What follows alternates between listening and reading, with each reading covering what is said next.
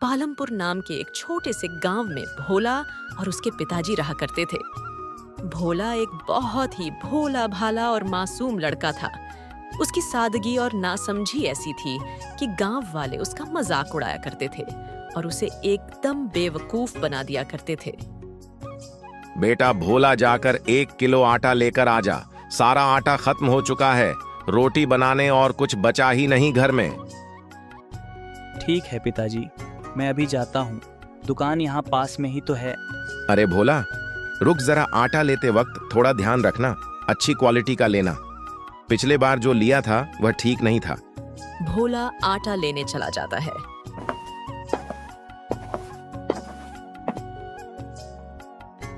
अर्जुन अपने दोस्त रोहन के साथ खड़ा होता है।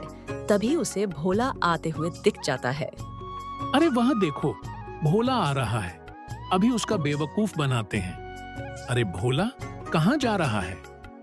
अर्जुन भाई, पिताजी ने कहा है कि 1 किलो आटा लेकर आना, तो मैं बस वही लेने जा रहा हूँ।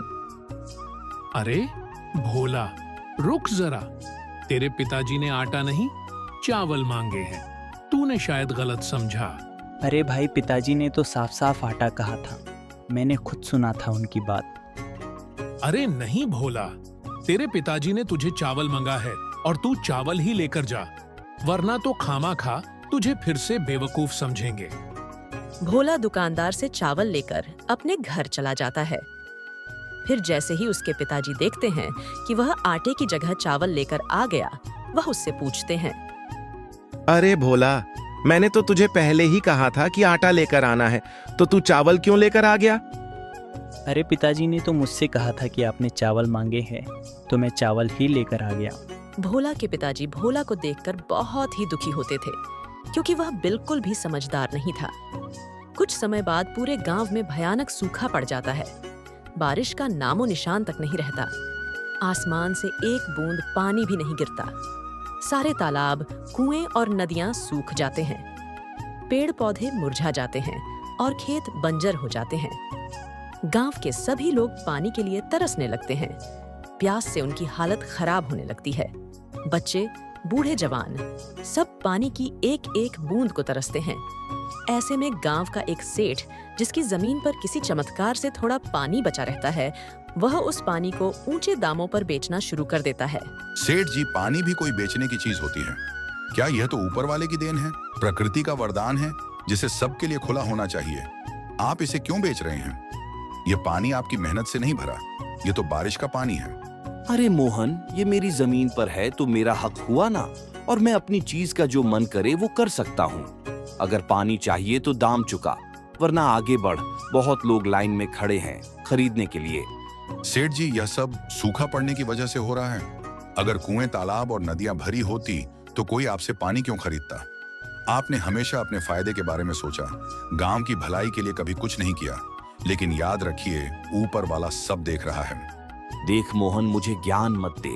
ये दुनिया पैसा समझती है, भावनाओं से कोई पेट नहीं भरता। मैं धंधा कर रहा हूँ। मोहन सेठ से एक घड़ा पानी लेकर चला जाता है। अरे बेटा भोला, जा सेठ जी के यहाँ से पानी लेकर आ। जब तक पानी नहीं आएगा तब तक खाना नहीं बनेगा। ले।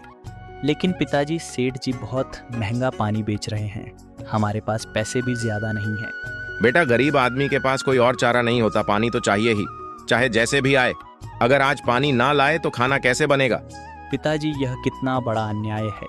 जो चीज सबकी है उसे सेठ जी अपनी जागीर समझकर बेच रहे हैं। अगर हमारे कुएं, तालाब ना सूखे होते तो हमें उनकी दुकान पर जाने की जरूरत ही ना पड़ती। सेठ जी, एक घड़ा पानी दे दीजिए। कितने का दिया है? 1 घड़ा पानी 10 का दिया है। अरे सेठ जी, रुकिए जरा, यह क्या माजरा है? कल ही तो आपने मेरे हाथ में एक घड़ा पकड़ाया था, और वह भी 5 रुपए में। आज सुबह सुबह दाम 2 गुना कैसे हो गया? 10 का कैसे कर दिया? यह तो सरासर अन्याय। अरे भाई, चिल्लाने से कुछ नहीं होगा। सुनो तो सही, पानी खत्म हो रहा है, समझे? टैंकर की आवाज आ ही कम हो गई। नदियां सूख रही हैं, कुएं बंजर हो गए हैं। ऐसे में दाम तो बढ़ेंगे ही। कल 5 का था, आज 10 का है। ये बाजार का नियम है, मेरी मजबूरी है। लेना हो तो लो, वरना और लोग बेकरार खड़े हैं। भोला घड़े में पानी लेकर घर आ जाता है। पिताजी, खाना तो किसी तरह बन ही जाएगा, लेकिन खेतों का क्या? पूरा खेत सूख चुका है। हरियाली तो जैसे हमसे रूठ ही गई हो। अगर पानी नहीं पड़ा तो इस बार फसल बिल्कुल बर्बाद हो जाएगी। बेटा, हालात तो बहुत खराब हो चुके हैं। पहले जब सूखा पड़ता था तो पास के गांवों से मदद मिल जाती थी, लेकिन अब तो वहां भी पानी का अकाल पड़ चुका है। कुछ ही दिनों में सेठ के तालाब का पानी भी पूरी तरह सूख गया था, जिसके चलते अब पूरे गांव को पानी की भारी किल्लत से जूझना पड़ रहा था। हालात दिन बदन बदतर होते जा रहे थे कि सामने रोजमर्रा की जरूरतों के लिए पानी जुटाने की बड़ी चुनौती खड़ी हो गई थी। इस गंभीर समस्या से निपटने के लिए सरपंच ने तुरंत एक कदम उठाया और सभी गांव वालों को एक सभा के लिए बुलाया, ताकि इस संकट का कोई हल निकाला जा सके। हम सभी को पता है कि सेठ के तालाब का पानी भी अब खत्म हो चुका है। हालात दिन बदन बदतर होते जा रहे हैं। अब अगर हमने कुछ नहीं किया तो हमारा गांव भी इतिहास बनकर रह जाएगा। हमें कोई ना कोई हल निकालना ही होगा। सरपंच जी, मैं सोच रहा हूँ हमें उस रेगिस्तान की ओर जाना चाहिए जिसके बारे में हमारे बुजुर्ग कहते आए हैं। उन्होंने कहा था कि अगर पानी की असली खोज करनी हो तो वहां जाना होगा। हो सकता है वहां कोई ऐसा रास्ता मिले जिससे हमारा गांव बच सके। सरपंच जी, ये संकट तो पहले कभी नहीं देखा। खेत बंजर हो गए, मवेशी मरने की कगार पर हैं और लोग भूख प्यास से बेहाल हैं। कुछ ना कुछ करना ही होगा, वरना हालात और बिगड़ जाएंगे। पर सरपंच जी, हमें कुछ तो करना ही होगा। हाथ पर हाथ धरे बैठे रहने से नहीं मिलेगा। अगर हम डर कर यहाँ बैठे रहेंगे तो एक दिन पूरा गांव ही खत्म हो जाएगा। कम से कम हमें कोशिश तो करनी चाहिए। तुम्हारी बात ठीक है, लेकिन अभी हमें इस बारे में बात नहीं करनी चाहिए। वक्त आने पर हम किसी ना किसी को वहां भेज देंगे। तुमने देखा बहन, तालाब पूरी तरह सूख चुका है। अब हम पानी कहाँ से लाएंगे? घर में पीने तक का पानी नहीं बचा और मवेशियों को भी पानी नहीं मिल रहा। अगर ऐसा ही चलता रहा तो हमारा गांव प्यास से मर जाएगा। हाँ बहन, मैंने भी देखा, हालत तो बहुत ही खराब होती जा रही है। गांव में पहले ही पानी की समस्या थी, लेकिन अब तो बिल्कुल ही हद हो गई है। सरपंच जी ने बैठक तो बुलाई थी, लेकिन उसमें भी कोई ठोस हल नहीं निकला। क्या होगा हमारा? बस अब और इंतजार नहीं किया जा सकता। अगर हम खुद कुछ नहीं करेंगे तो हमारे बच्चे, बुजुर्ग, मवेशी सब प्यास से तड़प तड़प कर मर जाएंगे। हमें कोई समाधान निकालना होगा बहन। मगर करें क्या? बारिश भी समय पर नहीं हो रही और बाकी जलस्रोत भी सूखते जा रहे हैं। अगर कहीं पानी बचा भी है तो वहां बहन तक पहुंचना आसान नहीं। भोला के पिताजी की तबीयत पानी न मिलने की वजह से बहुत ज्यादा खराब हो जाती है। उनकी हालत दिन भी दिन बिगड़ती जा रही है, क्योंकि पानी की कमी के कारण उन्हें कमजोरी और थकान महसूस हो रही है। बेटा, अब तो लगता है कि इसी प्यास के साथ हमें जाना होगा। यह पानी की कमी अब हमारी किस्मत बन चुकी है। नहीं पिताजी, आप ऐसा मत कहिए। मैं आपको मरने नहीं दूंगा। मैं कुछ ना कुछ इंतजाम जरूर करूंगा। जब तक मेरे अंदर सांस है, मैं हार नहीं मानूंगा। बेटा, सारा गांव पानी की समस्या से जूझ रहा है। मुखिया जी भी क्या करेंगे? जब खुद उनके पास कोई हल नहीं तो हमें क्या रास्ता दिखाएंगे? नहीं पिताजी, मैं हार नहीं मान सकता। मैं अभी मुखिया जी के पास जाऊंगा, पंचायत से बात करूंगा, सरकार तक अपनी आवाज़ पहुंचा। नंगा अगर ज़रूरत पड़ी तो कुआं खुदवा, आंगा पहाड़ों से पानी लाने की कोशिश करूंगा, लेकिन आपको ऐसे तिल तिल मरते हुए नहीं देख सकता। भोला मुखिया जी के पास जाता है। मुखिया जी, आपको तो पता ही है कि गांव की हालत कितनी खराब हो चुकी है। हर तरफ सूखा है, बंजर हो गए हैं, कुएं सूख चुके हैं। और अब मेरे पिताजी इस हालत में हैं कि अगर उन्हें पानी नहीं मिला तो वे बच नहीं पाएंगे। भोला, तू बहुत मासूम है। मैं समझ सकता हूँ कि अपने पिताजी को बचाने के लिए तू कुछ भी करने को तैयार है, लेकिन सोच, जब पूरे गांव में ही पानी नहीं है तो तुझे अपने पिताजी के लिए पानी कहाँ से मिलेगा? लेकिन मुखिया जी, इसका कोई ना कोई रास्ता तो होगा। हम ऐसे ही हाथ पर हाथ रखकर नहीं बैठ सकते। अगर पानी नहीं है तो हमें उसे खोजना होगा। मैं अपने पिताजी को मरते हुए नहीं देख सकता। बेटा, एक रास्ता है, पर वह रास्ता बहुत खतरनाक है। मैंने अपने बड़े बुजुर्गों से सुना है कि पास के रेगिस्तान में एक तालाब है, लेकिन वह कोई आम तालाब नहीं है। वहाँ एक जादूगरनी रहती है, वही गांव में पानी पहुंचाती थी, लेकिन वर्षों से कोई वहां जाने की हिम्मत नहीं कर पाया। अगर वह तालाब सच में मौजूद है तो मैं वहाँ जाऊँगा। मैं पानी लेकर लौटूंगा, चाहे कुछ भी हो जाए। बेटा, वहां जाना आसान नहीं है। जो भी वहां गया वह फिर कभी वापस नहीं आया। रेगिस्तान की रेत लील जाती है लोगों को, और वह जादूगरनी, उसकी शक्तियों का कोई अंदाजा नहीं है। ढोला, मैं तुझे वहां अकेला नहीं जाने दूंगा। यह रास्ता खतरनाक है, लेकिन अगर तूने फैसला कर ही लिया है तो मैं अपनी बेटी को भी तेरे साथ भेजूंगा। तभी मुखिया जी की बेटी आती है। पिताजी, मैं तैयार हूँ। अगर गांव भोला के पिताजी को बचाने के लिए मुझे इस रास्ते पर जाना पड़े तो मैं जाऊंगी। लेकिन मैं अकेले ही जा सकता हूँ। मैं तुम्हें इस खतरे में नहीं डाल सकता। नहीं बेटा, यह कोई साधारण यात्रा नहीं है। यह एक परीक्षा है, और इसमें साथ देने वाला जरूरी है। मेरी बेटी निडर है और वह तेरा साथ देगी। मुखिया की बेटी और भोला दोनों रेगिस्तान की ओर निकल पड़ते हैं। अपने लक्ष्य की ओर बढ़ते हुए वे लंबे समय तक चलते रहते हैं, लेकिन अचानक एक भीषण तूफान जाता है। तेज हवाओं और उड़ती रेत के कारण उनकी राह मुश्किल हो जाती है और वे आगे बढ़ने में असमर्थ हो जाते हैं। तूफान इतना प्रचंड होता है कि उनके लिए एक कदम भी उठाना नामुमकिन सा लगता है। लगातार चलते चलते वे पूरी तरह थक जाते हैं। उनकी सांसें उखड़ने लगती हैं। भोला, अब मुझसे और नहीं चला जाएगा। मैं बहुत थक चुकी हूँ। मुझे नहीं लगता कि अब और आगे बढ़ना सही होगा। अगर हम आगे बढ़े तो मर जाएंगे। यहाँ पानी नहीं है। रास्ता खत्म हो गया। लगता है हम कितनी देर से चल रहे हैं, लेकिन कुछ नहीं दिख रहा। रानी, मैं जानता हूँ कि तुम बहुत थक चुकी हो, पर हमें हिम्मत नहीं। हार चाहिए सिर्फ कुछ कदम, और अगर हम रुके तो यकीन मानो हम दोबारा चलने की हिम्मत नहीं जुटा पाएंगे।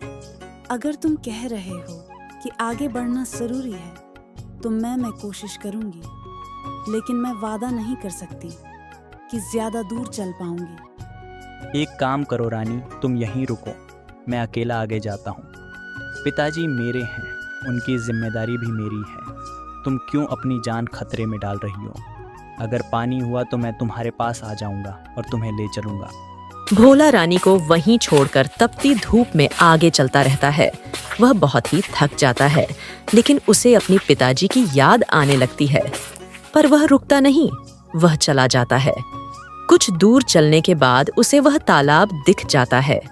भोला तालाब के पास जाता है, तभी उसमें से जादूगरनी बाहर आती है। बेवकूफ लड़के, अगर तुझे अपनी जिंदगी प्यारी है तो यहाँ से चला जा, वरना मौत तेरे सिर पर मंडरा रही है। ये जगह तेरे जैसे कमजोर लोगों के लिए नहीं बनी। अगर तूने मुझसे भिड़ने की कोशिश की तो तेरी हड्डियां भी पहचान में नहीं आएंगी। मैं यहाँ अपनी जान बचाने नहीं, बल्कि अपने गांव के लिए आया हूँ। तुमने हमारे गांव का पानी क्यों रोक रखा है? मेरे पिताजी पानी की कमी से तड़प रहे हैं। अगर उन्हें जल्द पानी नहीं मिला तो उनका बचना मुश्किल होगा। तुम इंसान कभी नहीं सुधरोगे। तुम्हारे जैसे लोग पानी की कीमत नहीं समझते। पानी सिर्फ जीवित रहने के लिए नहीं, बल्कि एक अनमोल खजाना है, और तुम लोग उसे बर्बाद करते हो। बिना सोचे समझे बहा देते हो, यूं ही बेकार कर देते हो। मुझे यह बर्दाश्त नहीं, इसलिए मैं उन गांवों का पानी रोक देती हूँ जो इसकी कद्र नहीं करते। जादूगरनी, हमसे गलती हुई होगी, लेकिन प्यास से मरते हुए लोगों का क्या दोष? मेरा गांव अब पानी के बिना खत्म हो रहा है। बच्चे, बूढ़े, महिलाएं सब तड़प रहे हैं। मेरे पिताजी, वह अब और नहीं सह पाएंगे। मैं तुमसे विनती करता हूँ, हमें पानी दे दो। अगर तुझे पानी चाहिए तो बदले में तुझे अपनी जान मुझे सौंप होगी। अपनी जिंदगी दे देगा तो तेरे गांव को पानी मिलेगा। भोला के चेहरे पर सन्नाटा छा जाता है। उसका दिल तेजी से धड़कने लगता है। उसकी आंखों के सामने अपने पिताजी की कमजोर हालत आ जाती है। सूखे होंठ, प्यास से तड़पता शरीर। वह जानता है कि उसकी जिंदगी उसके पिताजी से ज्यादा कीमती नहीं। कुछ देर तक वह गहरी सोच में डूब जाता है, फिर अचानक फैसला कर लेता है। ठीक है जादूगरनी, अगर मेरी जान देकर मेरे गांव को पानी मिल सकता है तो मैं तैयार हूँ। मेरी जान ले लो, लेकिन बदले में मेरे गांव को हमेशा के लिए पानी दे दो। मुझे नहीं लगा था कि तू इतना हिम्मती होगा। आम लोग अपनी जान बचाने के लिए कुछ भी कर सकते हैं, लेकिन तू अपने गांव के लिए मरने को तैयार है। यह दिलचस्प है मेरे लिए।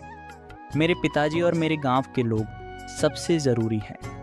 अगर मेरी कुर्बानी से उनकी प्यास बुझ सकती है तो इससे बड़ी खुशी मेरे लिए कुछ और नहीं होगी। पर मैं यह चाहता हूँ कि मुझे थोड़ी देर के लिए अपनी दोस्त से मिलना दिया जाए ताकि मैं उससे कुछ कह सकूं। ठीक है, जो तुम उसे मिलकर आ जाओ। आखिरी बार भोला रानी के पास जा। रानी, मेरे पिताजी से कहना कि उनका भोला बेवकूफ़ नहीं था, हिम्मत वाला था। उसने अपने गांव के लिए अपनी जान कुर्बान कर दी, लेकिन कभी हार नहीं मानी। और गांव वालों से कहना कि पानी अनमोल है, उसकी बर्बादी ना करें, क्योंकि जिसे प्यास की सच्ची तकलीफ नहीं पता वह कभी उसका महत्व नहीं समझ सकता। नहीं भोला, ये तुम क्या कर रहे हो? तुम ऐसे कैसे जा सकते हो? हम कोई और रास्ता निकाल लेंगे, प्लीज मत जाओ। रानी, तुम बहुत बहादुर हो। तुम्हारा बहुत बहुत धन्यवाद कि तुम मेरे साथ यहाँ तक आई। तुमने हर कदम पर मेरा साथ दिया, मेरी हिम्मत बढ़ाई, लेकिन अब मेरी राह अलग है। भोला, अगर तुम नहीं रहे तो मैं कैसे रहूंगी? और तुम्हारे पिताजी, क्या तुमने सोचा कि उनका क्या होगा जब उन्हें पता चलेगा कि उनका बेटा उनके लिए अपनी जान दे चुका है? मैं जानता हूँ रानी, यह आसान नहीं होगा, पर यह ज़रूरी है। अगर मैं अपनी जान देकर पूरे गांव को पानी दे सकता हूँ तो यह सौदा बुरा नहीं है। और हाँ, मैंने तुमसे झूठ नहीं कहा। पानी मिल गया है, लेकिन इसकी कीमत मेरी जान है। इतना कहकर भोला वहां से चला जाता है, अपने पीछे एक अनिश्चित भविष्य छोड़कर। उसी दौरान एक रहस्यमय जादूगरनी प्रकट होती है जिसके पास असीम शक्तियां थीं। उसने भोला को अपने जादू के जाल में फंसा लिया और उसकी जान ले ली। लेकिन यह बलिदान व्यर्थ नहीं गया। भोला की जान के बदले में जादूगरनी ने पूरे गांव को पानी का वरदान दे दिया। सूखे हुए गांव में चमत्कार सा हो गया। जहां कभी पानी की एक बूंद के लिए तरसते थे, वहां अब पानी की कोई कमी न रही। और उसने दुखी मन से भोला के पिताजी को सारी बात बताई। उसने कहा, भोला ने अपनी जान की कुर्बानी देकर पूरे गांव को पानी का तोहफा दिया है। उसका यह बलिदान हमें हमेशा याद रखना होगा। पिताजी की आंखों में आंसू छलक आए, लेकिन उन्हें गर्व भी हुआ कि उनके बेटे ने इतना बड़ा काम किया। गांव वालों ने भोला की याद को अपने दिलों में संजो लिया। उन्होंने एक साथ मिलकर प्रण किया कि अब पानी की एक बूंद भी बर्बाद नहीं करना है।